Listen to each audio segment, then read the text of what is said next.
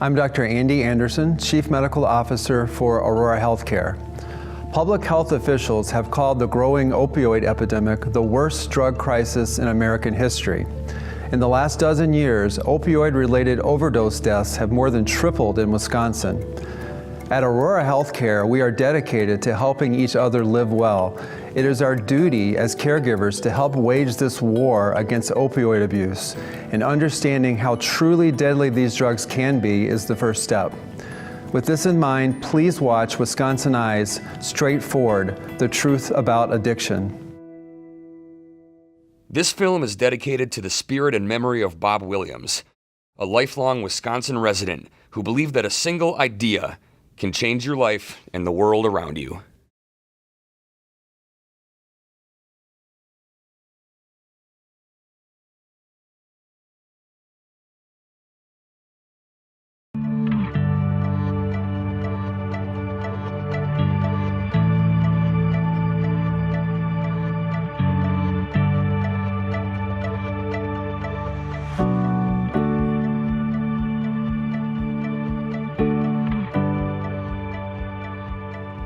I always had good friends around and animals, and I showed horses since I was 10 years old. You know, I think attitude has a really great impact on how able you are to enjoy life. You know, growing up, I always felt really supported. I was lucky. My parents were very good to us. They were very caring and laid back. My kids are there, my kids are happy, and their joy brings me joy. I see things differently now because of my emotional growth. Drugs or not, you're still the same person. Hey guys, Skye Tikkanen here today. I'm here to talk to you a little bit about addiction, what it is, what it isn't. I'm a substance abuse counselor. I've been working in the field for about a decade. In addition to that, I do some policy work around substance abuse issues. And I'm also in recovery for 14 years from heroin addiction. I bet you thought that we were going to tell you about how bad drugs are or teach you about different drugs. We're not going to do that. We're going to teach you about addiction. And I think that's something that we can all agree is a bad thing. When we first started this project, we were in a room of really important people, and we were all talking about how to stop the opioid epidemic, how to get young people to understand how serious it was. And what we realized was that nobody in that room had the power to do that. You guys do. So we're going to teach you a little bit about how you can help and what you can do about this.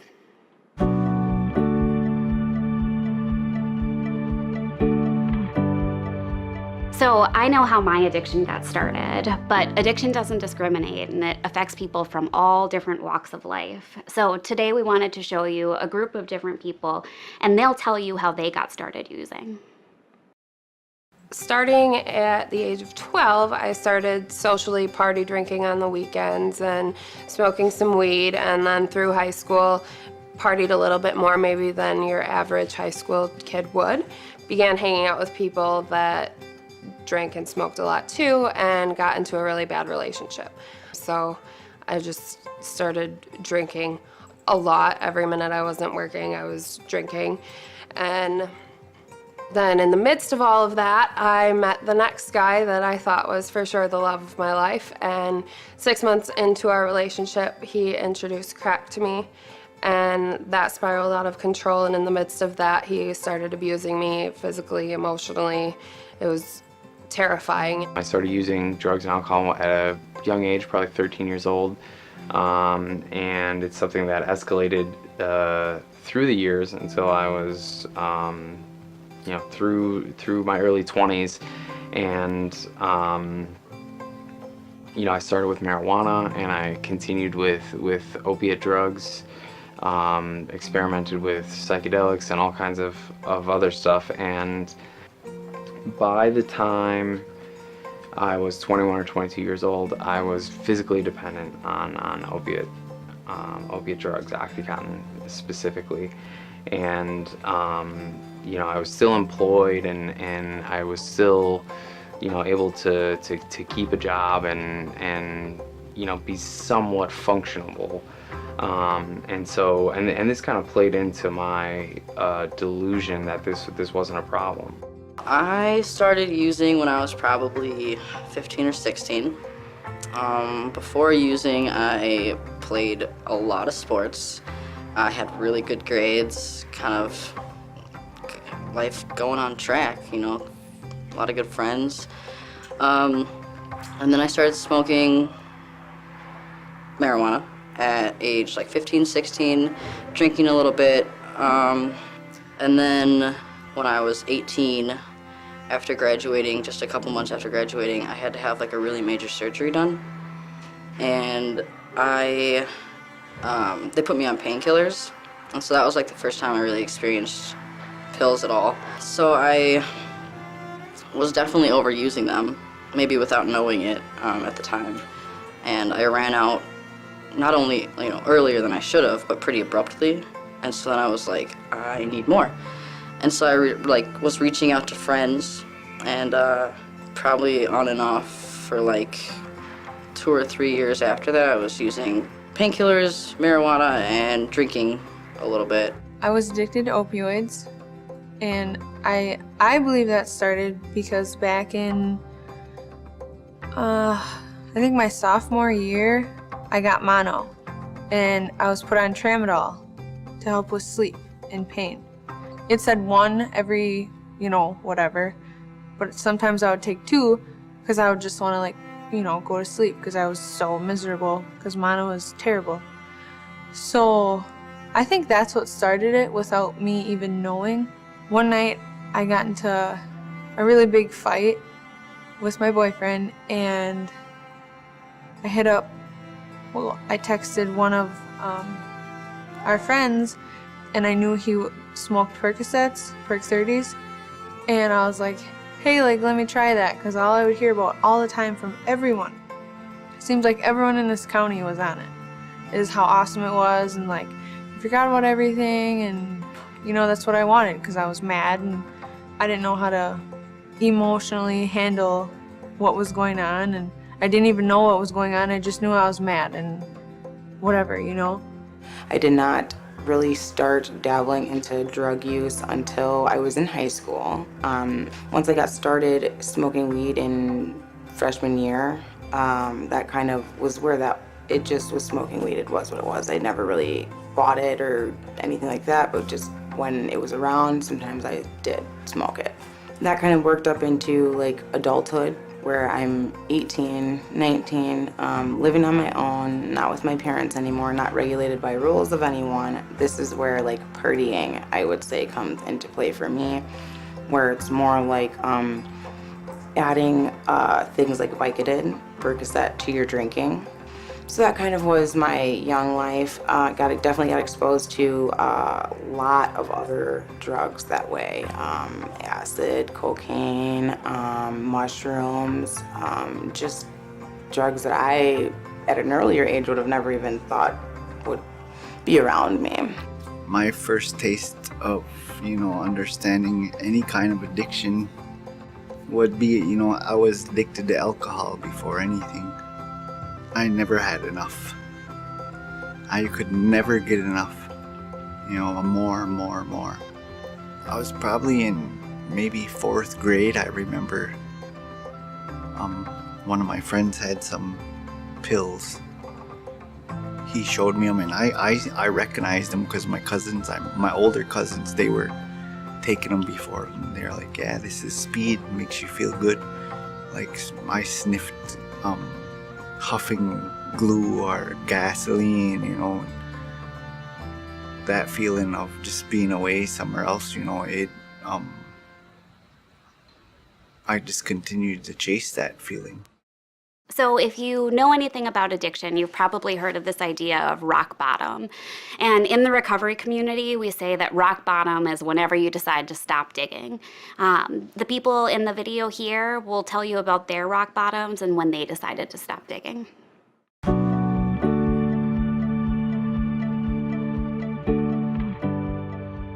It spiraled out of control really fast. I didn't start using heroin until May of 2012, and then I overdosed on August 17th, 2012. And that's when my family and my friends found out that I'd been using heroin. I went to rehab, And at that point in time, we thought that it would cure me because we didn't know absolutely anything about addiction and what it entailed. And I was in intensive inpatient in Michigan for 6 weeks. And the entire time I was there, I was planning my relapse and still in contact with my ex. And 2 hours after I got home, I snuck out and got high again. The next couple months were an absolute mad spiral of stealing, lying, just doing anything I could to stay high and to stay with my ex. In 2009, I was 22 years old. I got arrested for driving under the influence and a variety of other drug-related stuff. And so I was not prepared for this. This was a shocker to me. And so immediately I started going to treatment. I got a lawyer, and my lawyer said, "You just got to stop using drugs. You've had your fun." And at the time I didn't really understand, and looking back, he didn't really understand either. But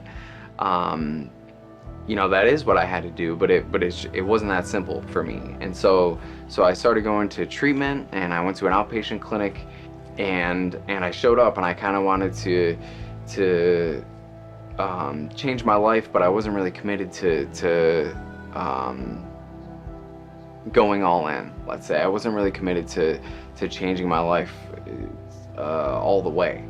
So then, probably like 22, 23, it's kind of when I started like experimenting with harder drugs. I started using like Molly and acid and Coke, and probably did that for like 2 years. So from then on, I started taking just like Klonopin, but then I got introduced to Xanax, and I ended up mixing Xanax, Klonopin, hydrocodone all together. It got to the point where I was using anywhere from like 20, 30 pills a day for like months. And I mean, I went on like vacations that I don't remember. I woke up on the top of like parking ramps, just like passed out. So then in it was August 2015, I ended up overdosing. I think I took over 40, maybe 60 pills that day. I got to the hospital, and like, I don't remember a lot. I barely remember the ER room, but I remember being in there for like 3 days, and I was like a mess. I was horrible to my friends, horrible to my family. I made a nurse cry. They had like police officers stationed outside my room for, a couple days. And I know that, like, if I would have just gone home and gone to bed, like, I would not have woken up. I met this guy, and we decided that we should move out together, and we were both heroin addicts. I was like, withdrawing and sick, and I just remember laying there, and I was like, okay, I gotta go home. And that was like this close to my rock bottom. So then I came home here, and I was sober for like 2 weeks, and then I immediately went back to shooting it again. And my rock bottom was when I went out to my trash can that had been sitting on the side of the road for like probably 4 days, and I dug through my trash to find my needle so that I could shoot up again. About 20 years old, I met who is now my ex-husband. And I would say with that same young mentality, I was exposed again to opiates at a stronger dose this time, and Oxycontin. Turns out, like I said, he was exposed to opiates at a young age, was using them with alcohol at a young age, even younger than myself, and was still kind of into that, okay, where then we both, after talking with each other over several months, are exposing how we, both enjoy doing that. So when we start again, and then that kind of all in very short amount of time spiraled off into, bad heroin addiction, And we actually committed a lot of crimes during that time, still trying to support our heroin addiction. This is what, for me, when crimes first started happening for me, when I lost my jobs because of drug addiction and stealing from jobs, stealing from people at my jobs because of easy access to money. That turns into stealing from people you don't know, stealing from my parents, who I would never steal from, people who I would never steal from, my friends, who don't want to be around you anymore at this point because you're stealing from them every time you're there, or you're high every time you're there, you know? My rock bottom came, you know, I was doing that quite often. I was smoking crack, you know, like putting in a crack pipe and we were smoking crack. You know, there was a lot of chaos in my life, and you know, it was just constant chaos. It was constant, and I was expecting it to get better, and it wasn't, you know, the choices I was making. I had a counselor down here call me up out of the blue one day. You know, hey Ira, how you doing? I lied. I'm doing great, you know, everything's good, you know, and there's, you know. And I came to her, and, you know, I shut the door and I sat down, and, you know, I just had all these feelings rush over me, and I started crying. I said, I'm not doing good. I lied to you. I need help.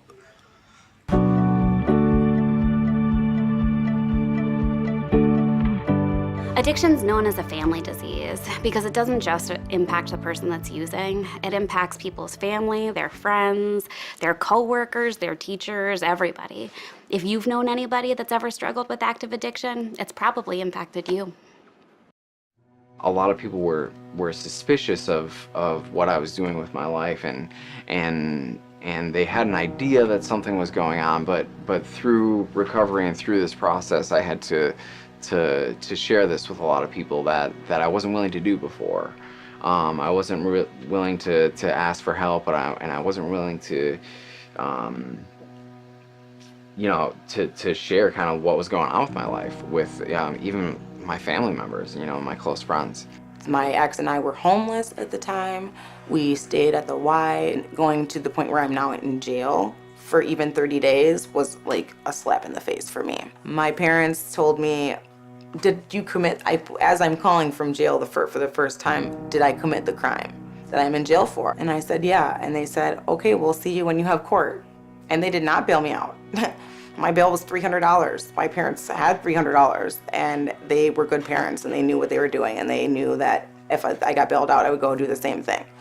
Just keep repeating the same cycle. My mom struggled with it really bad because, you know, she thought it was her fault, and so did my dad, and like, there's so much confusion about addiction. No one can really make anything of it, not even addicts, you know, so it's hard, and everyone comes to different conclusions and different solutions, and my mom had to be put on medication because like her anxiety was so terrible because I overdosed 9 times.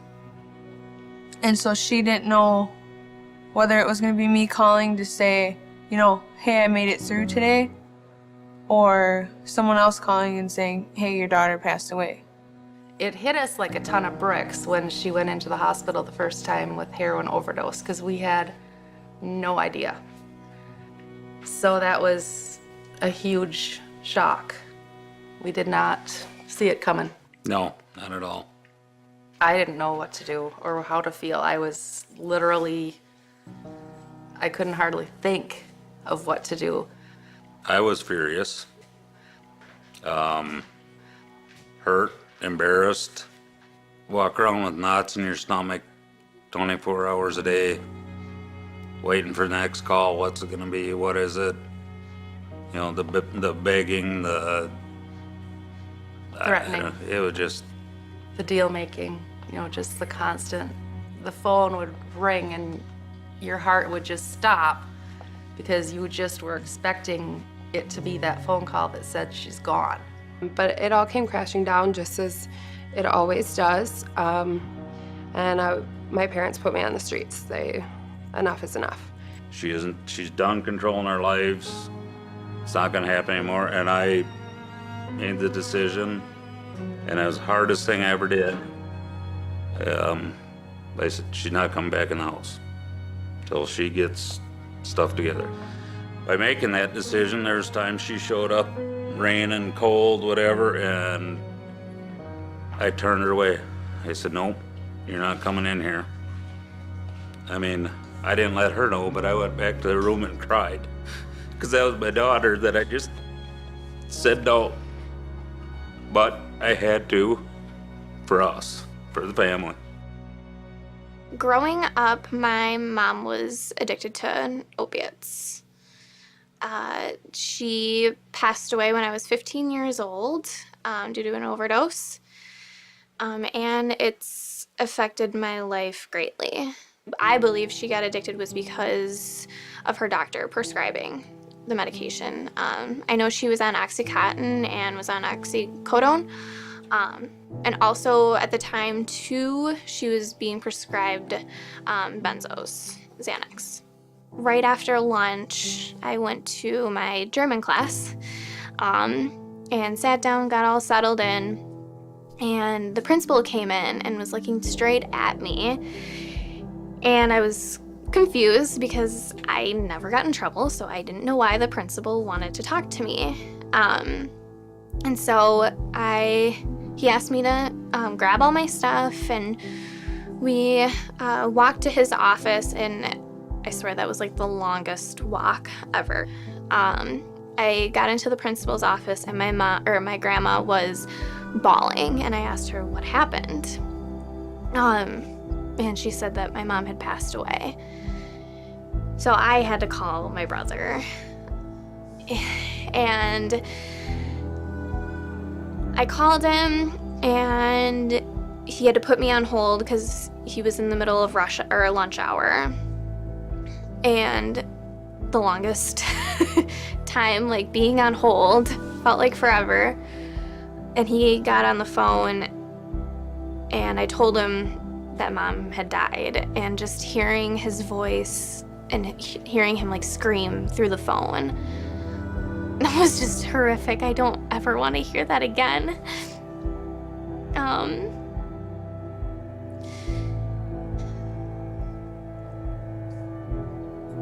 And then after that, my grandma and I got her stuff, and we headed to my house to say goodbye to my mom.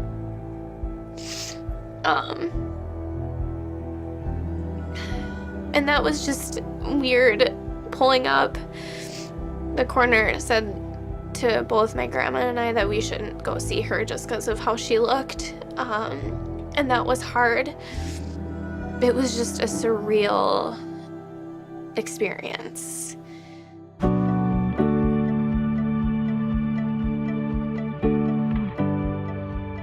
So there's lots of things that can put you at risk for addiction. And when I'm telling you about these things, what I want you to do is, if you've ever been worried about somebody that you're friends with or somebody that you care about, think about whether or not these things impact them.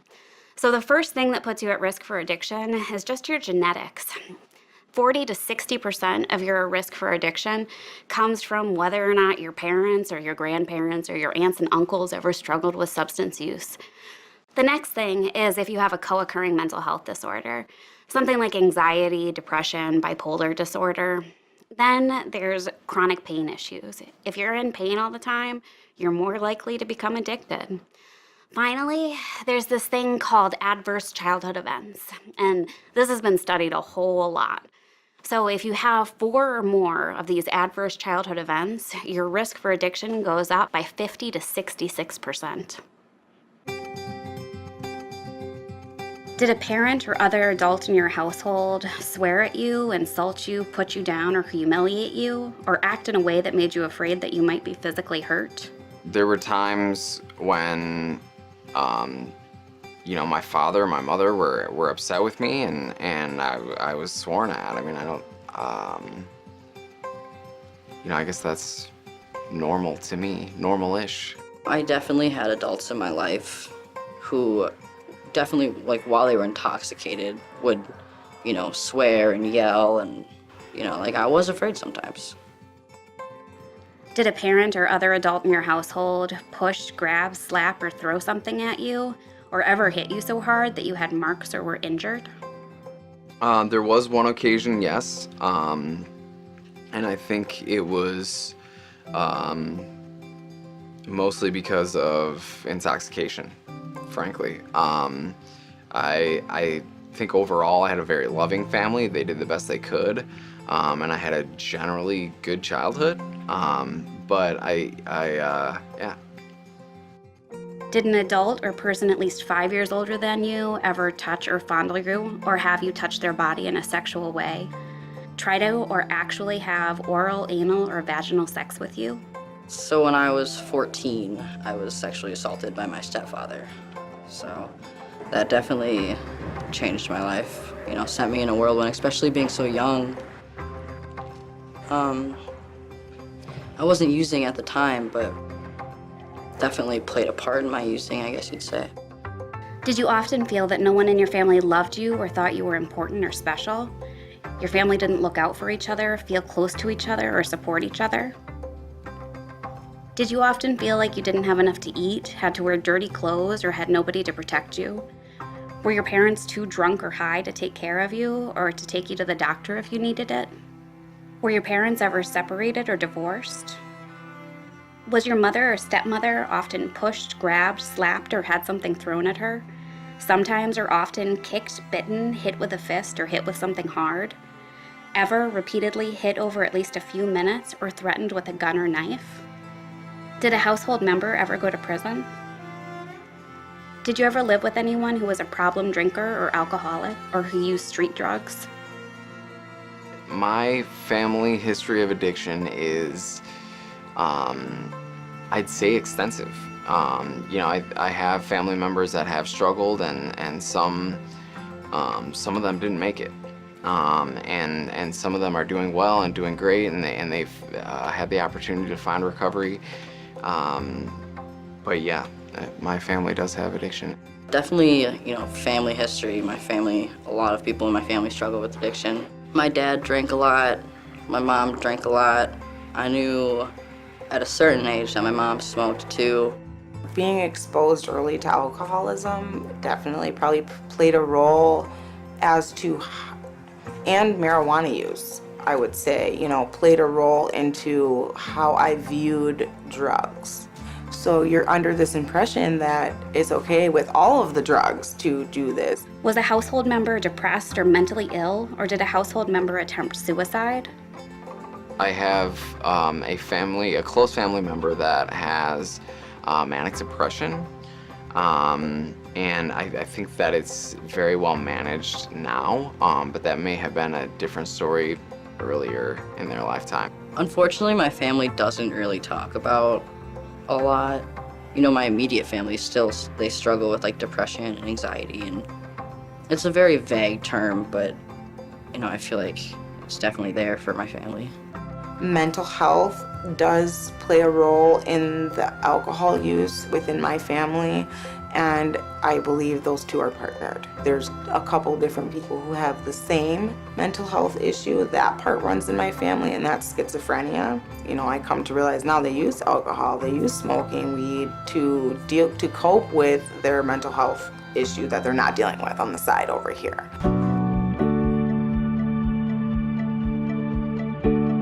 So when people become addicted, sometimes we think that there's never going to be anything else for them. But that's not true. Recovery is a reality. And in every successful recovery, you need the consequences that motivate people to get into recovery, but you also need the good stuff, the hope, the positive things in life that keep you moving forwards.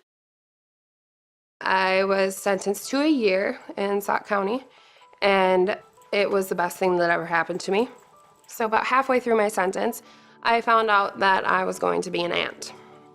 And I will never, ever forget getting that phone call. And I knew it was over. Before that, I was pretty sure that I was gonna be done using. I really wanted to stay clean and to keep my family. But when my brother told me that, it was done, because I had to be in his life. Through The drug court program here in Dane County, who kind of kept me accountable, and you know, they kind of gave me a deal that if I would show up there and go through kind of their process and take drug tests and go to treatment, that they would not send me to jail, basically. And I was excited about that, you know, so I I gave it a shot. It wasn't a short journey for me, and it wasn't an easy change, and I had to learn a lot of things about myself and the people around me. And so I've been sober for 5.5 years or so. I think 2 days after I got out of the hospital, I went to see my therapist, who I'd been seeing for a while, but I was never honest with her about my using. So when I went and saw her, she was like, here's treatment centers, this is what we're doing session, you are calling them. And that's when I called Connections, and I was willing to at least go there and try it. So when I got there, I was terrified. I remember when Crystal came out the first time, I was just like about to like pick my stuff up and run, like just kidding. He's a pretty insightful person, naturally had many strengths, but really struggled with depression and overall pretty isolated. Once he found recovery, he really found his voice and was able to be open and honest with the people in his life in a way he never has been able to. And because of that, the people in his life were able to support him like they maybe haven't before. Along with Crystal, I would say like really listening to the people in the group and like hearing people who had like a year plus sober, like how their lives had just changed completely drastically and like in ways that I didn't think were possible for me. You know, I was like, okay, like I'll try this, maybe a month, maybe 2. And then at like 3 months sober, things really started like changing for me. Like I got a job, which was the first job I had had in a year. I attend therapy. It's not traditional therapy though.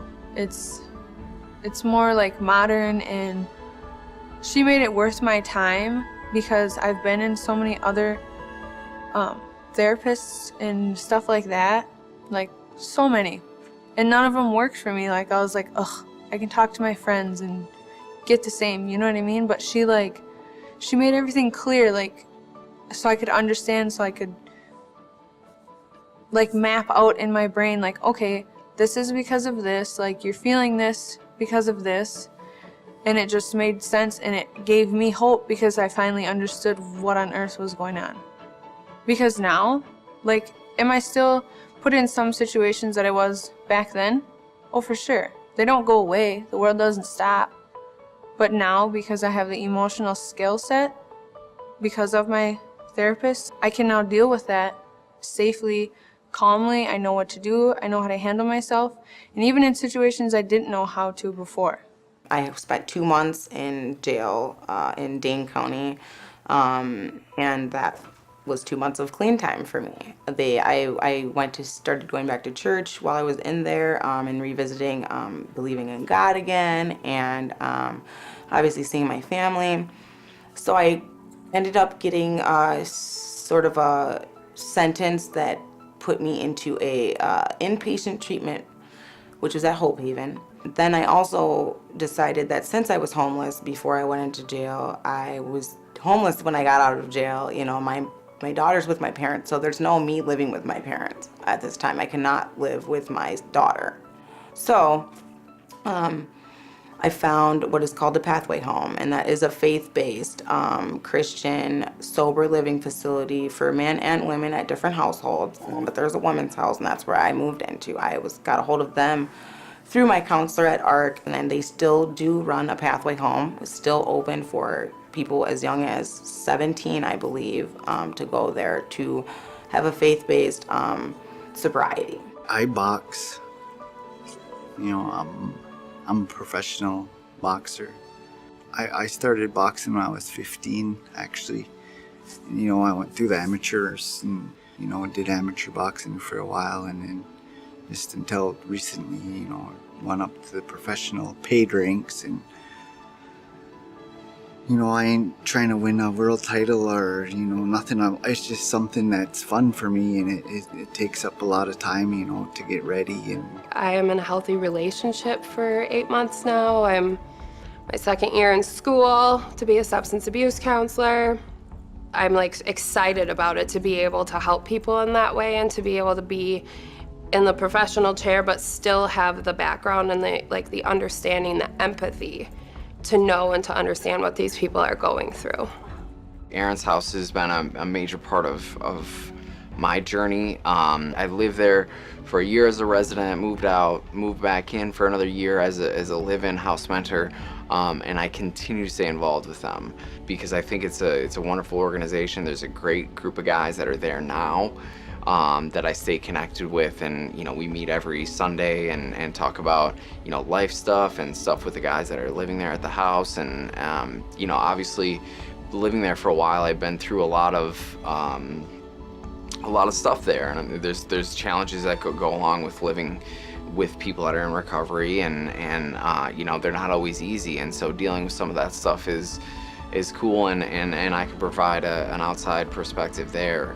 I started playing hockey, which is has been a tremendous go-to for a lot of my emotions that I don't know how to deal with. It takes up a lot of time. So yeah, eventually things just started changing in such drastic ways that I was like, all right, I'll keep going for a little bit. And it was probably about 6 months sober. I was like, I never want to use drugs again. I don't even want to smoke weed again. And so now I have almost 14 months sober. So yeah. Now, where my hope comes is my kids. For me, that's where the hope is. Even when I was young, I remember they say, you're the future. You're the future. You're our future leader. This way with how my kids are raised, will affect, their future. I was able to actually find more stepping stones through doing these good things. You find more successful stepping stones at the same way that you found the negative ones when you were living in the street and living the drug life. You find those negative stepping stones. You do find those positive stepping stones when you're doing the right thing. And I was actually able to connect with a social worker that worked with me to gain custody and placement back of my daughter, staying in touch with my lawyer, getting an apartment that I still have, now 6 years later almost. I'm very happy with my life now. I have gone back to college. I have, had another son with someone who's not using drugs. Pay my bills on time. I have 2 jobs, been at for a while, and I'm just generally a successful person. A big thing for me is cars. I enjoy cars, and I enjoy, working on cars and pushing the limits of cars and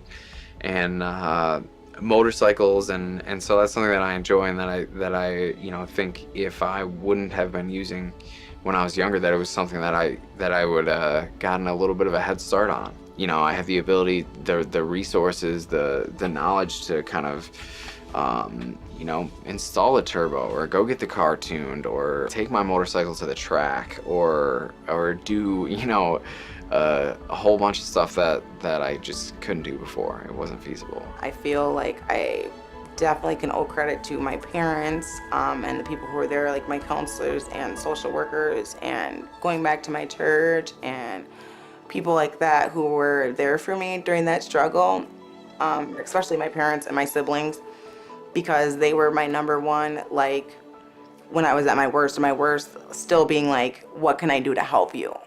My family, I have them all back in ways that weren't even there before. They're so supportive, and we're all so open and close. Pretty amazing, really, from where she was to what she's doing now. I mean, assumed a funeral was coming before anything, really. But yeah, that is pretty amazing. It's incredible, and it's just really important to remember that you can make it, and I did. So when I was a teenager, I was really confused because I was pretty smart, and I could tell when I was making a bad choice, but sometimes I just made bad choices anyways. I couldn't understand why I did that, and then I learned about brain development. We have 2 parts of our brain, right? One is your prefrontal cortex, which is your part of your brain that tells you math equations and makes really good decisions and analyzes things. And then there's our limbic system, and our limbic system is like our animal part of our brain that is impulsive and keeps us alive and does lots of fun stuff. When we're born, both parts of our brain kind of grow together until we're around 3, and then for a while, our limbic system grows a little bit bigger. So those terrible 2s, terrible 3s are all about that impulsive part of your brain being a little bit bigger then. Then everything evens out and we're growing along together again until you're around 12 or 13. And then all of a sudden, that limbic system gets bigger again. You get real impulsive, and sometimes you make bad choices even though you know that they were a bad choice.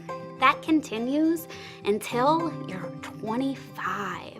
So at 25, your prefrontal cortex gets bigger than your limbic system, and it stays that way for the rest of your life. But when you're a teenager, you are more impulsive. I'm telling you all this because it actually really matters when you first start to use something. In Wisconsin, there's probably a lot of alcohol use that you've seen, maybe even that you have experienced. And that is a part of Wisconsin culture, undeniably. Wisconsin is a place where people drink. But if you drink when you are younger, that limbic system, that part of your brain that's impulsive, is going to stay bigger than your higher functioning prefrontal cortex for a lot longer. When you start to use actually really matters. So the later that you start to use anything, the more protected you are against addiction.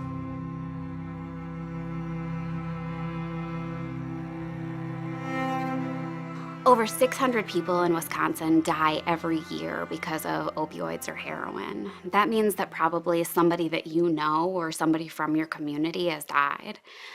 Naloxone or Narcan is a drug that revives people from an opioid overdose. It saves their life. They start breathing again, they can talk, they can walk, they come back to life. It's kind of a miracle drug.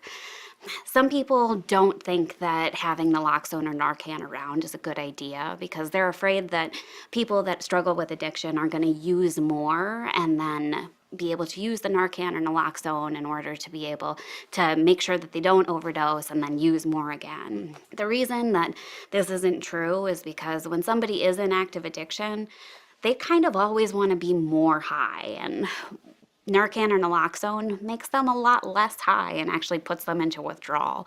Nobody wants that. So Narcan and naloxone is really just about saving a life. I think that it should be easily accessible, that all law enforcement, EMS, firefighters should definitely all carry it, even to have it available in the ER and doctor's offices, and even civilians if you're, it saves a life. I believe in it a lot because if it wasn't for Narcan, I wouldn't be sitting here today. I literally would not be alive. It's not every time that I overdosed did I get Narcan, but I think like 5 of the 9 times I did, and that is what saved my life. So one day I'm at work and someone comes to my work, the glass door at front, and they're frantic. They're really, really frantic about something had happened. There was a car accident outside, and so at this time I had realized that there was a person in the car, and right away I noticed kind of paraphernalia in the car, and I realized that this person was overdosed, and they had probably overdosed and then crashed the car into the curb. The police car comes, and the guy, the cop that gets out of the car happens to be like a friend of mine from high school, and I was like, "Hey, Dustin, do you have Narcan? Do you have Narcan?" He's like, "Yeah." My buddy Dustin Paling goes over there and saves this guy's life, and it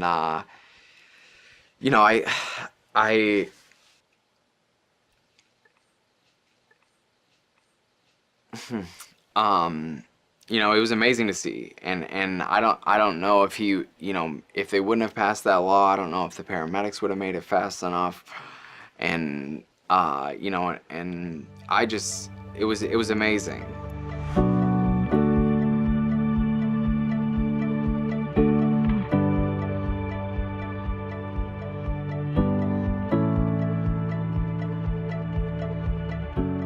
Horizon High School is a small recovery high school in Madison, Wisconsin. It is a sober school, so you get drug tested once a week or more, depending on what they see fit.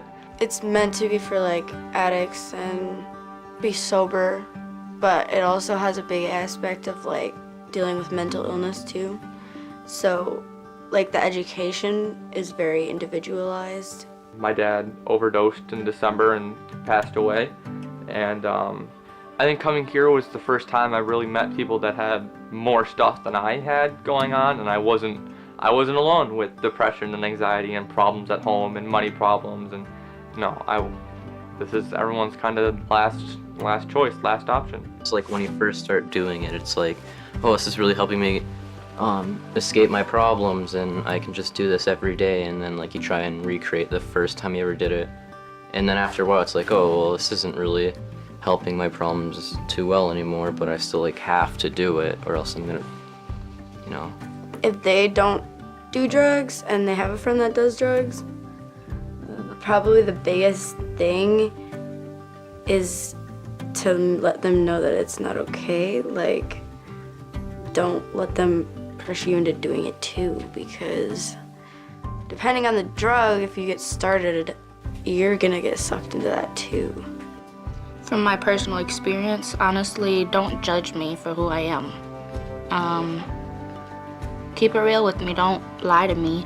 Yeah, it might hurt, but at the same time, I'd rather have you tell me the truth than sit there and lie and make it worse.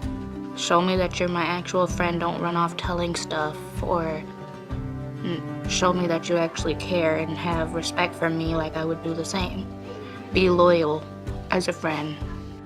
There's never words you can say to like, oh, it's all better now, but just being there to hold someone's hand or give someone a hug when they need it and answer a phone call when they want it. Keep the open communication. I think just talking about it and talking positively about it is huge, because chances are there's someone sitting around them that needs somebody to talk to and needs empathy and needs open support. Not only to be open with them and talk to them about, maybe even bother them a little bit about their drug use if it's something that you're concerned about, even if they don't react well, just watching out for general wellness, I think. When I was a teenager and after I'd already started using, my dad said something pretty brilliant to me that I wish he would have told me before I'd started using. He said that if I was to use drugs, that maybe I'd make it out of it, but that I'd have friends that died, because he had friends that died. I did end up having friends that died. I had people that I really cared about and really loved that overdosed and passed away, and it was really, really hard. I don't want that for you. This opioid epidemic that we're in the middle of is everybody's problem. It's in every corner of Wisconsin. It has affected your community. It's probably impacted your life in some way.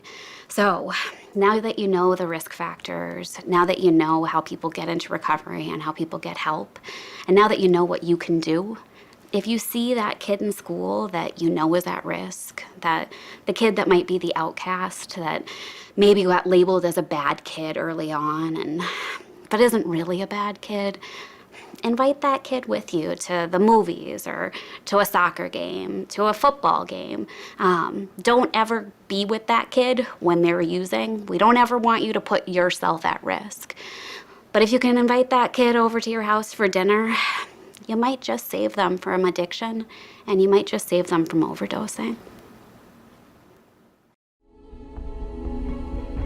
This program is made possible with generous support from the Relo Family Foundation, Driftless Recovery Services, Aurora Healthcare, the SC Johnson Company, Skyward Education Software, and the M&I Foundation.